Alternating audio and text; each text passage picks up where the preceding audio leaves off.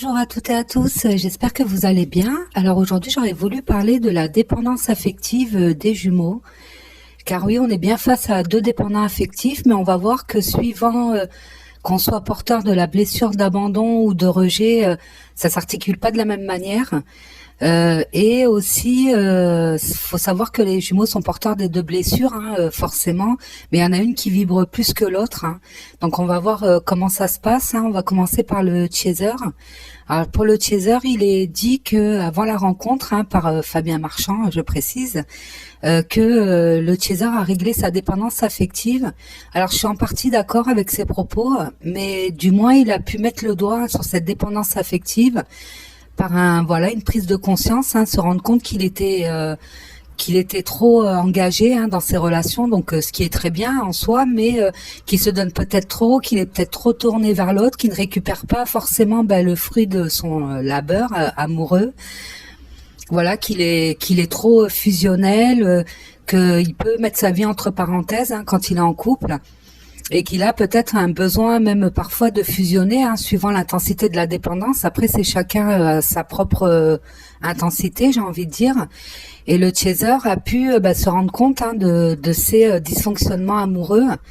Alors, je vous invite encore une fois, comme toujours, à aller consulter mon audio concernant les profils d'attachement, hein, sécure et insécure, où souvent le chaser, hein, a toutes les caractéristiques d'un profil anxieux, qui fait que il a du mal à laisser de la liberté à l'autre, hein. Il a ce besoin de quelque part de fusionner, hein, c'est totalement ça, hein, de vivre à travers l'autre, hein, parfois. Donc ça, c'est très compliqué, il s'en rend pas forcément compte, hein, le chaser. Dans le sens où il peut penser qu'il a juste une façon d'aimer assez passionnelle, assez intense, qu'il est entier, ce qui est totalement vrai, hein. Quand le chaser il aime de tout son corps, de toute son âme, de tout son cœur, hein, de tout son être. Mais ça peut être étouffant pour lui, hein, et pour le partenaire aussi. Donc il a pu mettre le doigt là-dessus, hein, se rendre compte que finalement il s'oubliait, hein, il s'oubliait dans les relations, qu'il en faisait beaucoup trop. Alors il a pu avoir des prises de conscience par un schéma qui s'est reproduit, la goutte d'eau qui a fait déborder le vase. Alors ça peut être une relation, hein, qui a été très forte, avec une connexion incroyable.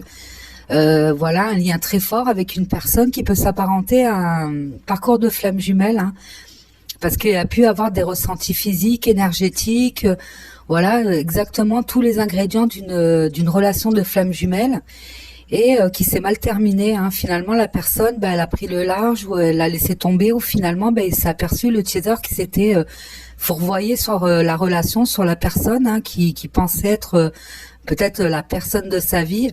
En tout cas, quoi qu'il en soit, il a beaucoup donné, hein, dans cette relation, et la séparation va lui causer une douleur très intense qui peut s'apparenter à une nuit noire de l'âme. Alors pas aussi intense que celle qu'on vit quand on se sépare avec son jumeau, mais du moins assez forte pour qu'il se rende compte qu'il y avait un problème, hein, que c'était pas normal qu'il souffre autant. Et il a pu commencer à avoir une remise en question, hein, de par cette relation. C'est ce qu'on appelle plus communément la fausse flamme jumelle. Alors moi, ce terme, j'adhère pas trop, hein, parce qu'on a une flamme jumelle, point barre.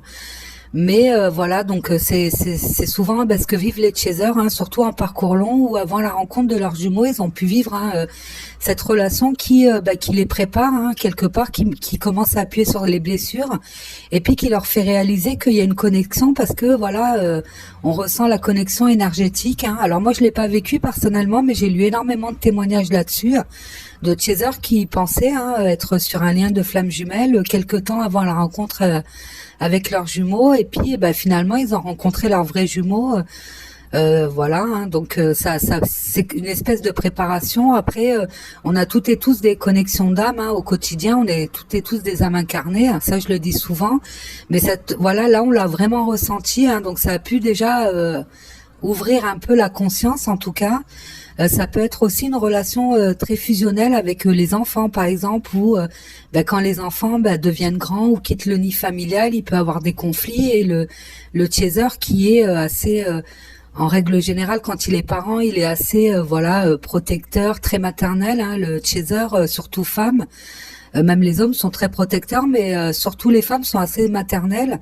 Donc il y a pu y avoir des conflits avec les enfants ou quelque chose perçu comme étant de la gratitude ou les enfants qui quittent le foyer familial et puis le chaser qui se retrouve totalement démuni, qui ne sait plus quoi faire, qui avait l'habitude de s'occuper des enfants, hein, un peu le syndrome du nid vide, hein, ça porte ce nom. Ou sinon une relation avec l'un des parents aussi fusionnelle où le chaser a pu prendre en charge un membre de sa famille, beaucoup l'aider, l'accompagner et puis finalement il a récolté des écueils, en tout cas, voilà, il s'est rendu compte qu'il se donnait trop, qu'il s'oubliait, qu'il ne se centrait pas assez sur lui, en tout cas, hein, qu'il n'était pas du tout, enfin qu'il quelque part qu'il ignorait ses besoins pour satisfaire ceux des autres. Hein.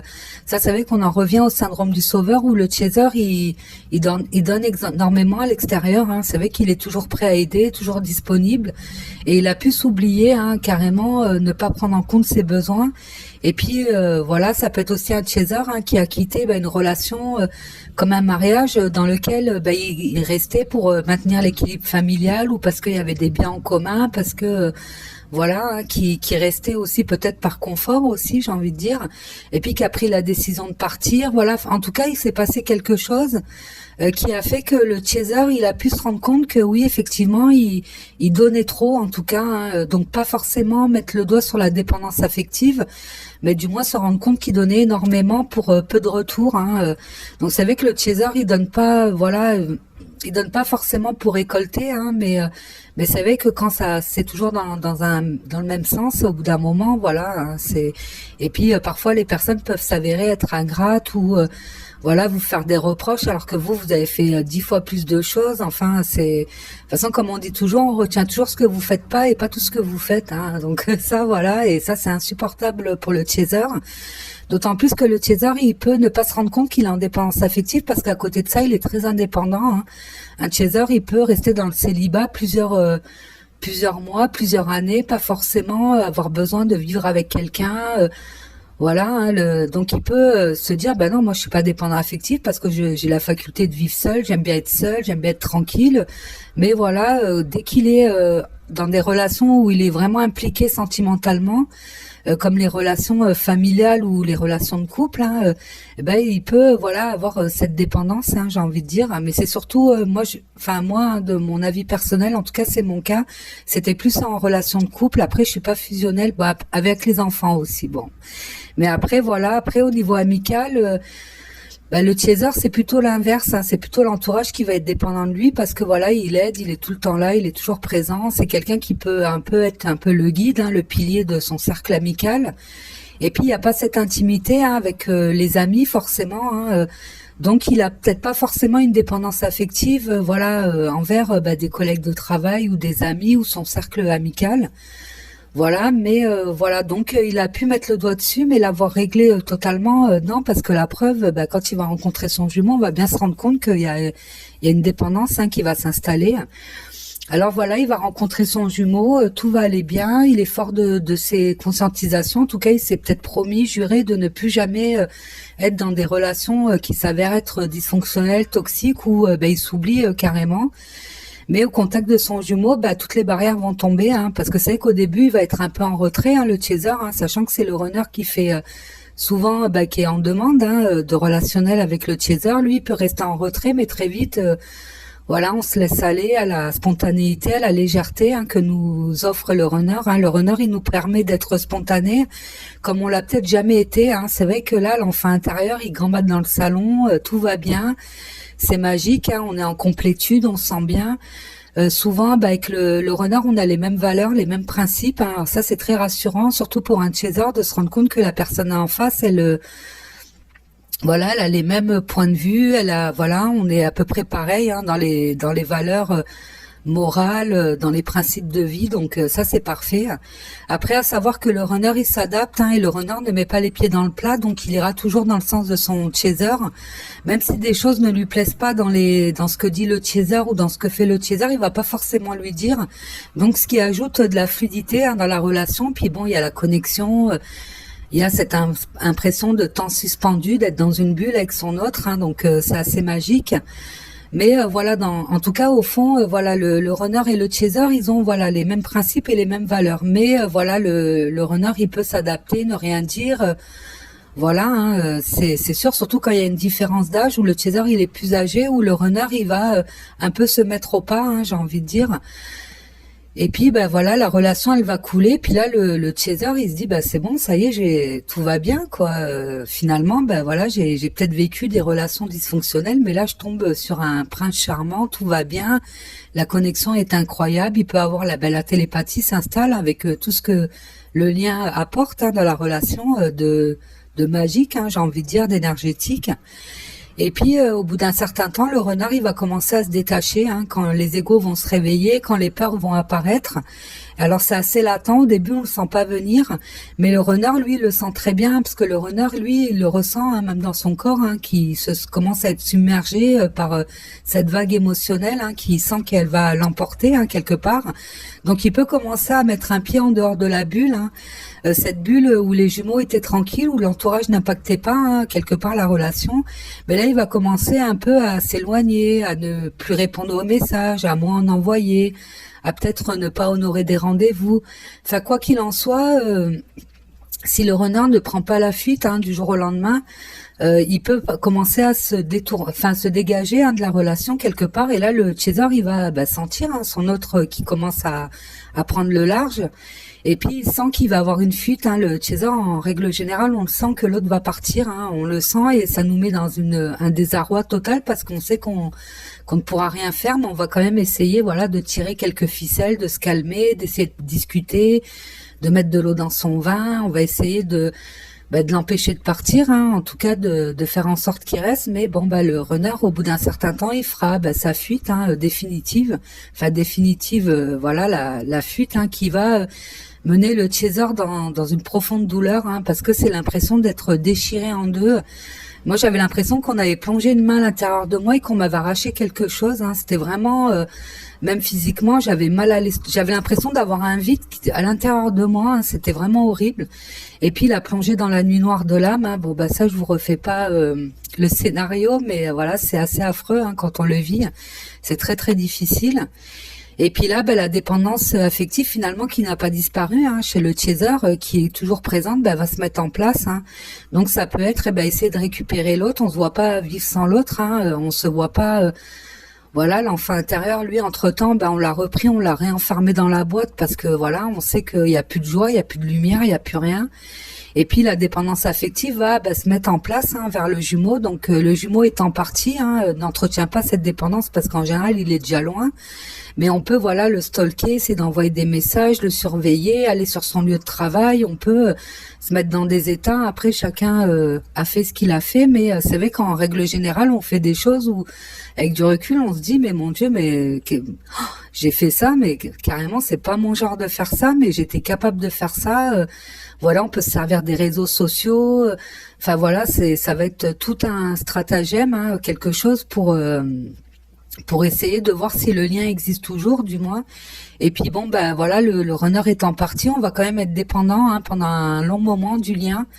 Pendant une bonne partie du parcours, hein, on va se raccrocher à ça, on va être dans l'attente du retour de l'autre parce qu'on se voit pas avec d'autres personnes, on se voit pas continuer notre vie sans lui. Mais voilà, la vie étant bien faite, le parcours aussi.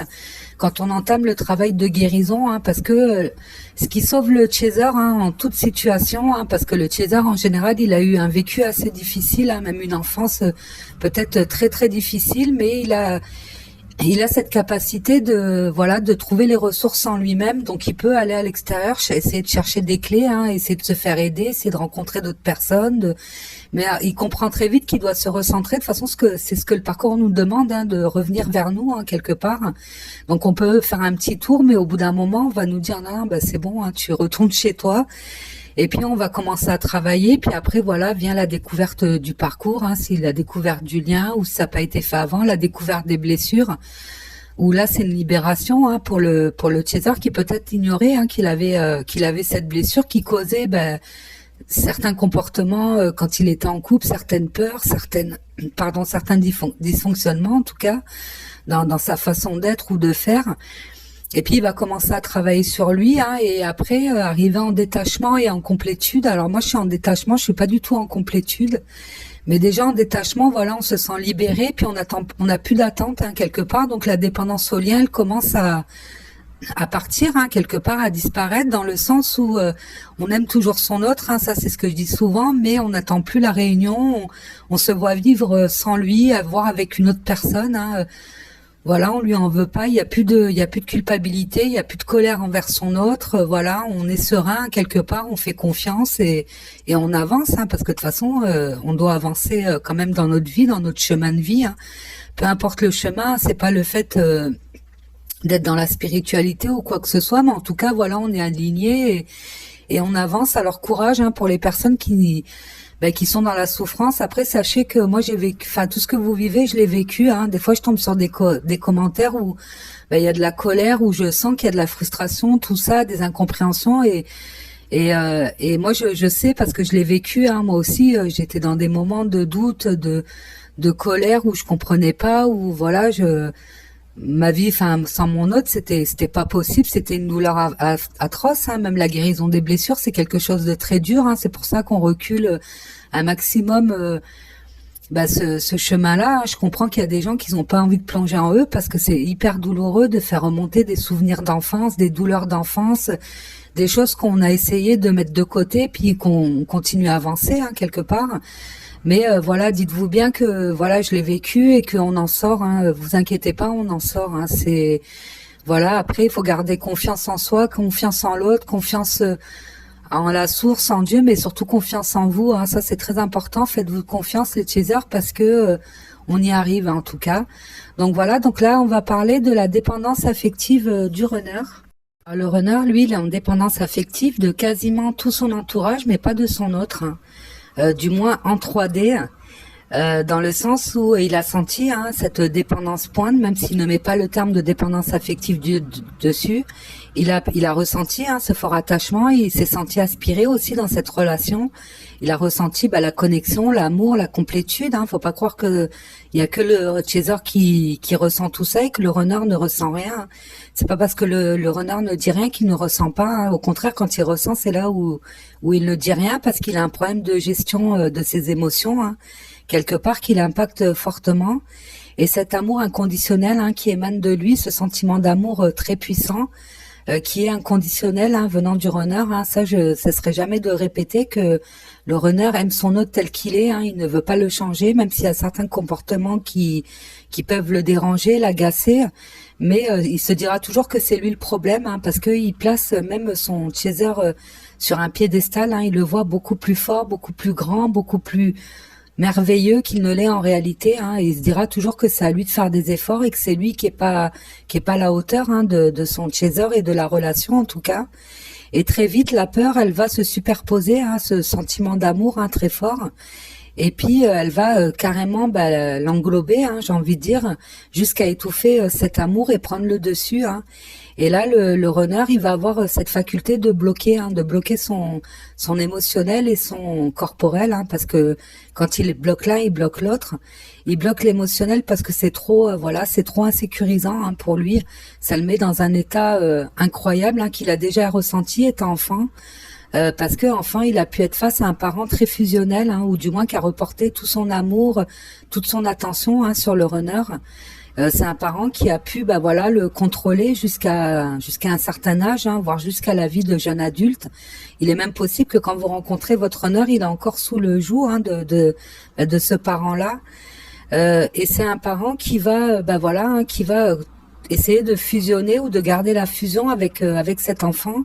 Alors c'est vrai que c'est compliqué de reprocher à un parent de trop aimer, de trop être présent, de trop protéger l'enfant, mais c'est problématique quand ça l'étouffe totalement et que ça l'empêche en tout cas de développer sa personnalité, d'exprimer ses besoins, d'exprimer ses ressentis, parce que face à ce parent, il n'osera peut-être pas dire ce qu'il ressent, ou même dire, hein, même ce qu'il ressent physiquement, de peur que le parent se mette dans tous ses états et active encore plus cette dépendance, hein, j'ai envie de dire. Donc ça peut être un petit runner qui a des soucis à l'école, hein, qui se fait embêter par ses camarades ou qui est pris en grippe par son professeur ou qui a des maux physiques, hein, voilà. et qui va pas forcément le dire à ce parent de peur que il se mette trop sur son dos, hein, que là voilà le parent se mette dans tous ses états. Ça peut être aussi un parent qui a du mal avec la gestion émotionnelle, la gestion de ses émotions en tout cas, et qui peut voilà ne pas être constant, hein. Donc un jour tout va bien, on s'occupe de l'enfant, l'enfant est roi, tout va bien, et puis quand on est dans des mauvaises périodes, on va le rejeter, le repousser en lui disant je suis fatigué, laisse-moi tranquille, je peux pas m'occuper de toi, débrouille-toi.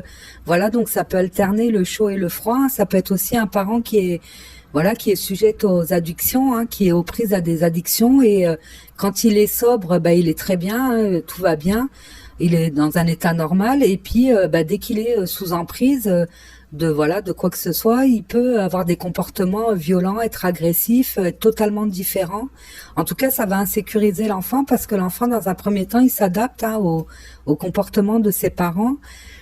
Mais très vite, c'est un émotionnel qui va le submerger, qui va l'insécuriser totalement, hein, et là, il va devoir mettre en place des protections. Et pour le runner, ça va être le bouton on/off, hein. Et puis quand le runner, il est face à deux parents, souvent, c'est souvent le cas où il y a un parent qui le rejette totalement, du moins qui rejette des parties de lui, hein. Souvent, c'est son hypersensibilité, sa vulnérabilité. Du moins quand l'enfant s'exprime, hein, on le réprimande, on le bloque, on le laisse pas exprimer ses émotions. On va lui dire toi t'es pas le centre du monde, tu nous déranges, tu nous causes que des problèmes, arrête de te plaindre, arrête de pleurer. Ou du moins ce parent va lui faire comprendre que c'est pas son enfant roi, et à contrario l'autre parent il va lui faire tampon, hein, et donner double dose d'amour, hein, donc il va compenser tout ça, il peut avoir dans le foyer familial un noyau avec l'enfant et sa mère, hein, par exemple, je généralise, et puis le père de l'autre côté, hein, donc l'enfant et la mère font bloc envers l'autre parent, hein, donc c'est assez compliqué parce que ça l'a obligé à s'adapter, hein, à deux comportements totalement différents, et même face à un seul parent, à des comportements différents, à un émotionnel fluctuant, donc c'est très compliqué. Et ça peut perdurer pendant un très bon moment. Et d'ailleurs, le runner peut fuir, hein, peut partir loin pour fuir aussi, hein, cette relation, couper le cordon. Il peut quitter subitement le domicile familial, où il peut rester pendant un très long moment, hein, dans ce relationnel-là, où le parent lui dictera toujours ses besoins, qu'est-ce qu'il doit faire, ne pas faire. Et puis lui demandera aussi, hein, se concertera avec ce parent-là pour savoir si ce qu'il fait est bien quelque part. Et c'est ce qui va se passer donc dans ses ressentis face à son chaser, où il se sent submergé par tout cet émotionnel qui va le pousser à fuir, hein. Donc c'est pas une fuite. Quand le runner fuit, c'est qu'il a essayé, hein, il a essayé de canaliser ses émotions, il a essayé de rester, hein, faut pas croire, hein. Moi je sais que avant la séparation, mon hôte il commençait à plonger un peu, hein. Je voyais que ça commençait à ne plus aller, et j'avais remarqué qu'il avait cette faculté de se décorporer, hein, quelque part. Donc des fois je lui sortais une phrase totalement, une fois je l'avais grondé, on va dire, parce qu'il allait manger un bout de viande pas très cuit, pas cuit même, hein, pratiquement, et moi je lui avais dit ne mange pas, elle est pas cuite, tu vas être malade. Voilà, et c'est vrai parce que lui c'est quelqu'un de très spontané, hein. Lui il était vraiment et c'est vrai que j'avais senti partir. En fait, je l'ai senti quitter la table, quitter son corps, parce qu'il se décorpore totalement, il se déconnecte même de son physique, parce que le physique c'est le corps, c'est le véhicule, hein, des émotions, c'est souvent le lanceur d'alerte, donc on a l'impression qu'il est plus là. Et j'avais fait le distinguo entre quelqu'un qui est dans ses pensées, où on voit qu'il est là mais que sa tête elle est ailleurs, mais lui j'avais l'impression qu'il était plus du tout là. Et ça durait un moment, hein, comme une espèce de tétanie, puis d'un coup il revenait à lui, et il faisait comme si de rien n'était, hein, c'est-à-dire qu'il reprenait, il revenait même pas sur la discussion du bout de viande, c'est comme si c'était rien passé, il est parti, hop, il est revenu. Et ça c'était assez incroyable. D'ailleurs quand j'ai découvert ce fameux bouton on/off, ça a crédité ce que j'avais constaté en tout cas, et c'est très impressionnant. Et voilà, donc le bouton on/off, il va se mettre en place quasiment en même temps que la construction du faux self, hein, parce que ce sont ces deux modes de protection, hein, contre l'extérieur qui jugent pas sécurisant, hein. Pour lui, l'amour, c'est pas un sentiment sécurisant dans le sens où il peut disparaître, hein, du jour au lendemain, parce que il ne sera pas à la hauteur, il ne sera jamais assez bien. Donc face à son chaser peut l'aimer très fortement et puis se rendre compte que ce n'est pas, voilà, qu'il n'est pas à la hauteur et le quitter du jour au lendemain. Et le runner, lui, ressentira ça comme une espèce de, voilà, d'épée de Damoclès sur sa tête, hein, quelque chose, parce que pour lui, être rejeté, c'est comme mourir, hein, quelque part. Alors déjà que lui ne s'estime pas, hein, ne s'estime même pas mériter vivre, hein, exister. Donc imaginez, voilà, quand la personne qu'on aime le plus de manière inconditionnelle vous quitte, c'est une déchirure, hein. Pour lui, c'est une horreur. Donc ça lui fait peur. Il va partir. Et il va pas forcément en parler, hein. Il va pas forcément dire au chaser, hein, pourquoi il quitte, hein, parce que voilà, soit il ne comprend pas, hein, lui-même, hein, ce comportement, ou soit il ne veut pas blesser son chaser, hein, comme souvent face à ce parent à qui il n'osait pas dire les choses pour ne pas le blesser, pour ne pas le fragiliser encore plus. Le runner, il va éviter tout ce qui est relation exclusive et fusionnelle, hein. Ça lui a bien servi de leçon. Il a bien compris que voilà, hein, que c'est pas ce qu'il lui fallait, que c'était trop dangereux pour lui. Donc il va éviter, c'est inconscient, hein, souvent, hein, donc c'est pas, le runner ne veut pas aimer ou voilà, au contraire, hein, il peut même idéaliser l'amour. Il peut être voilà, adorer les chansons d'amour, regarder les films d'amour ou se réjouir, hein, quand il voit un couple d'amis se former ou quelqu'un dans sa famille. Mais il y croit pour les autres, mais pas pour lui, hein. Lui ne se sent pas en mesure de le vivre et puis de le mériter, hein, déjà. Donc il va papillonner de relation en relation, hein, et papillonner ne veut pas dire flirter à gauche à droite, je parle même au niveau amical. Donc il va avoir un entourage très fourni, mais qui ne le nourrit pas, hein, quelque part, hein. Il n'y a pas de profondeur dans ces échanges, parce que ce faux self l'empêche, hein, de se livrer. Il ne se livre pas tel qu'il est, hein. Le faux self donne souvent une image opposée de ce qu'il est réellement, hein. C'est un peu le but aussi, et il s'adapte en permanence. Donc c'est compliqué, hein, d'avoir un relationnel voilà, nourrissant quand il n'y a pas d'authenticité, hein, dans les échanges. Et puis souvent, le relationnel, enfin l'entourage du runner est un peu comme lui, hein. Ce sont des personnes qui ne se connaissent pas vraiment. Moi, j'estimais à l'époque, j'ai étiqueté ça comme des personnes n'ayant pas de personnalité. D'ailleurs, je l'avais déjà dit dans plusieurs audios, mais avec du recul et après avoir eu des compréhensions, et puis je me suis beaucoup renseignée aussi là-dessus, sont plutôt des personnes qui ne planchent pas à l'intérieur d'elles, qui ne se connaissent pas suffisamment en tout cas, et qui attendent aussi de l'extérieur, voilà, qu'on comble leur vide affectif, émotionnel, hein. Donc ça fait une espèce de mécanique de vase communicant où on remplit le vase de l'autre sans, qui sont fêlés, hein, quelque part. Donc l'eau s'écoule, hein, c'est pas nourrissant, hein, quelque part. Même si l'entourage du runner, voilà, est un entourage assez sympathique, assez convivial, hein, tout comme le runner. Voire même superficielle parfois, mais voilà, il y a pas de profondeur, voilà, il y a pas de, voilà, c'est pas un entourage auquel il s'attache vraiment, hein, réellement, parce que quand l'un quitte le navire, il est remplacé par quelqu'un d'autre, hein. Surtout que le runner, il fonctionne beaucoup au béguin, donc au plaisir immédiat, à l'attirance immédiate. Donc il peut, voilà, très vite, par exemple, il est dans une entreprise, il y a un nouvel employé qui arrive, il va sympathiser avec lui, puis il peut finir à boire l'apéro avec lui à la maison, quoi. Voilà, ça c'est le runner, il s'emballe très vite, hein, que ce soit dans tous ses relationnels, même dans le relationnel amoureux, hein. Donc il a, oui, de l'attirance, hein, pour ses partenaires. Voilà, souvent au point de vue amoureux, c'est souvent le runner qui se laisse choisir, hein. C'est pas forcément lui qui choisit. Donc il se laisse choisir, ou du moins la personne ouvre une porte, hein, pour qu'il puisse s'immiscer. Et puis il peut se laisser emporter, hein, par le béguin, par voilà, avoir de la séduction, de l'attirance, mais ça va très vite retomber, hein, quelque part, dans le sens où quand la personne va avoir certains critères, hein, qui jugent convenables pour une vie de couple, hein, par exemple, surtout des critères qui sont entre guillemets imposés par l'entourage, hein, surtout la famille, il va se lancer, hein, il va se lancer à corps perdu. Ça, j'avais expliqué que c'est incroyable comme le runner, il peut s'engager très rapidement, hein, avec ce qu'on appelle des énergies tierces, hein, des tierces.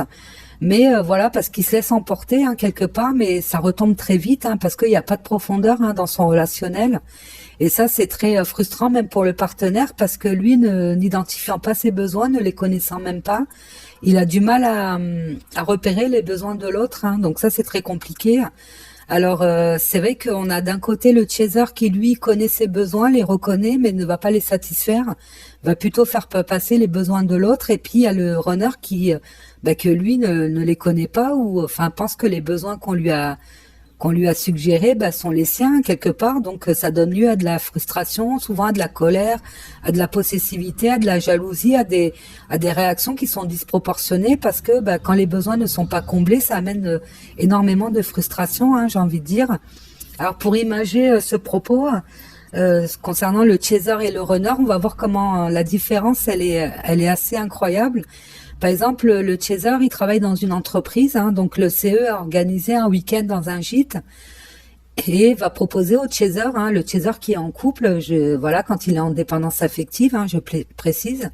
Donc voilà, hein, ses collègues vont lui dire, est-ce que tu viens avec nous en week-end, on va s'amuser, c'est dans la nature, il y a plein d'activités. Le chaser sait que c'est bon pour lui, sait que ça lui ferait du bien. Il en a peut-être besoin à ce moment-là, hein, il est peut-être sous l'effet d'une charge mentale ou d'une pression, voilà, il a besoin de prendre du bon temps, il s'entend très bien avec ses collègues, mais il peut refuser, hein, parce que en général quand le chaser il est en dépendance affective, il va souvent aller avec des personnes qui ont le même profil que lui, hein, profil d'attachement anxieux, donc des personnes où il va se créer une interdépendance.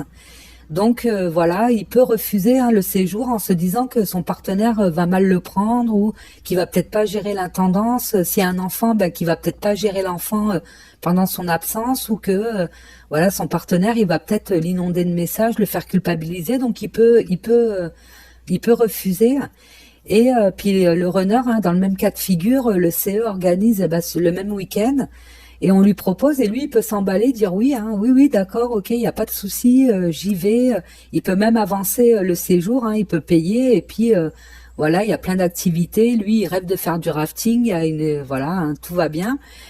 Mais il va pas forcément parler à sa partenaire, hein, il peut même attendre le dernier moment, mais voilà, ça va lui passer au-dessus, hein, il va peut-être même pas se concerter.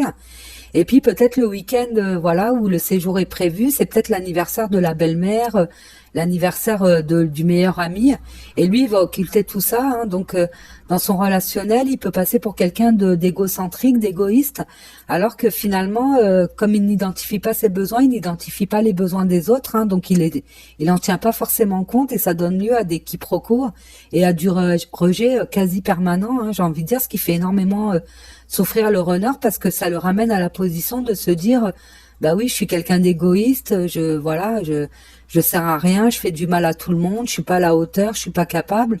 Donc voilà, donc c'est vrai que c'est assez problématique pour lui parce que pour connaître ses besoins, faut se connaître suffisamment, hein. Faut vraiment se connaître pour savoir ce dont on a besoin. Donc les besoins matériels sont comblés, hein, avec le runner. Ça, j'ai déjà dit que matériellement, il peut avoir une belle réussite, il peut manquer de rien, il peut donner beaucoup en matériel. Mais les besoins psychologiques ne sont pas comblés, hein. Alors c'est vrai que je vais pas me baser sur la pyramide de Maslow qui est devenue un peu obsolète, hein, parce qu'il y a des paliers qui ont été rajoutés.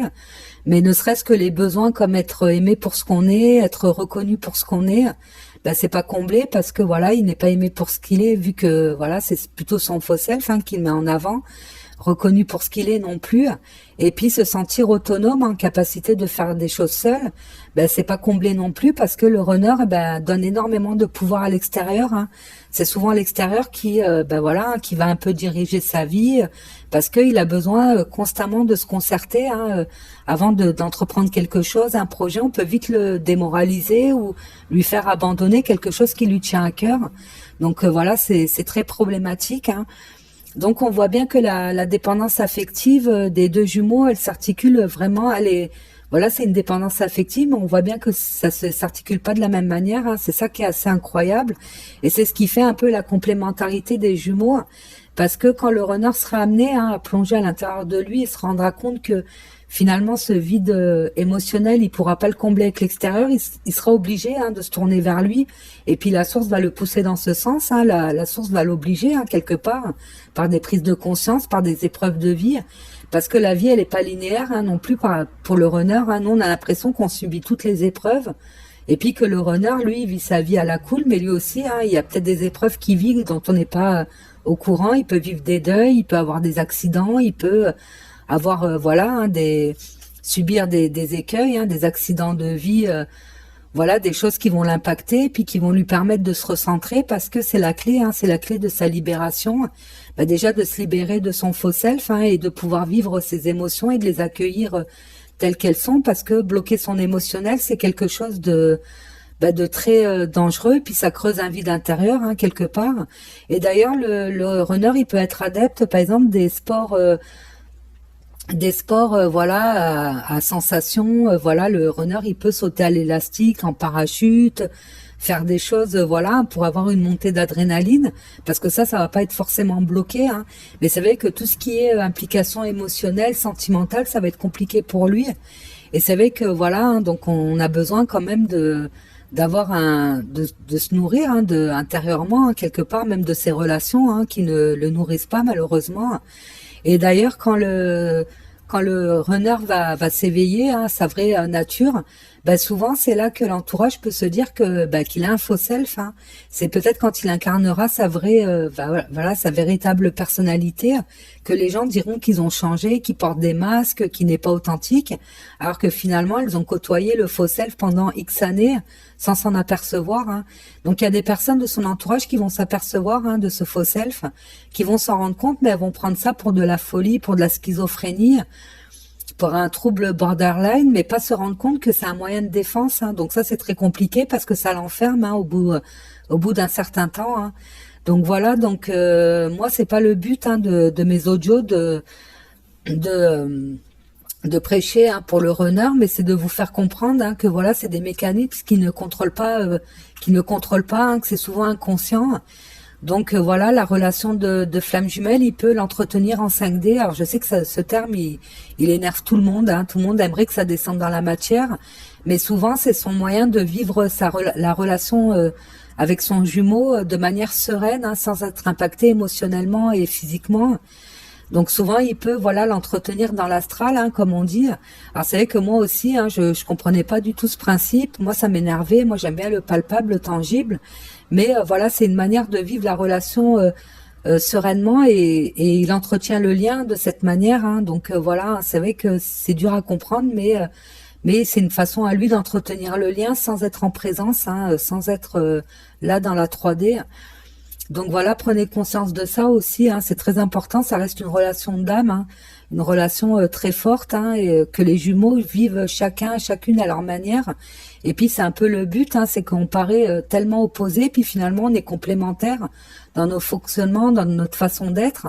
Et c'est ce qui fait, voilà, hein, la beauté de ce parcours et de cette relation, hein, quelque part, qui nous apporte beaucoup à l'un et à l'autre.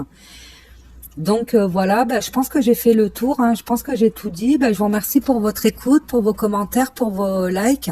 Désolée s'il n'y a pas la même qualité de son, mais je l'ai faite en plusieurs parties parce que ça va être, c'était quand même un sujet assez long à traiter. Donc j'espère que ça vous a convenu et je vous dis à très bientôt. Au revoir.